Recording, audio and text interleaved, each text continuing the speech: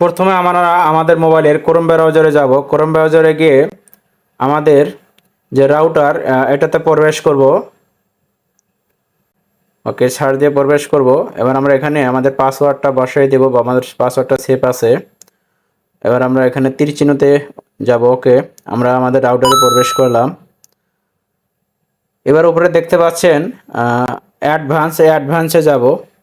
অ্যাডভান্সে গিয়ে network control এখানে যাব। যাওয়ার পরে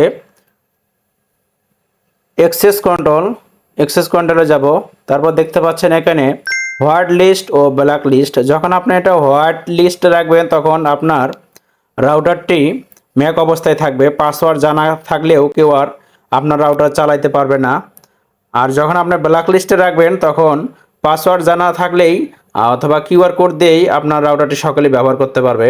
যখন আপনি নতুন একটি ডিভাইস অ্যাড করবেন তখন অ্যাডে যাবেন। অ্যাডে গিয়ে এখানে দেখতে পাচ্ছেন উপরে ডিসক্রিপশন, এই ডিসক্রিপশনে গিয়ে আপনি আপনার ডিভাইসের অর্থাৎ যাকে অ্যাড করবেন তার নামটা এখানে লিখবেন। আমি লিখে দিলাম। তারপর এখানে হোস্ট আন্ডার কন্ট্রোল এখানে যাবেন।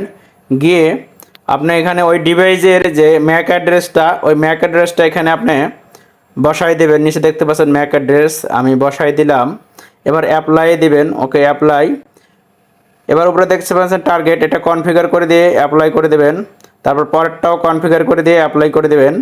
তারপর দেখতে পাচ্ছেন এডিটে সেভ দেবেন। ওকে, আমাদের ওই ডিভাইসটা এখন ম্যাকের মধ্যে চলে গেল। উনি ছাড়া, যাদেরকে আপনি ম্যাক করলেন তারা ছাড়া আর কেউ আপনার রাউটারটা চালাতে পারবে না।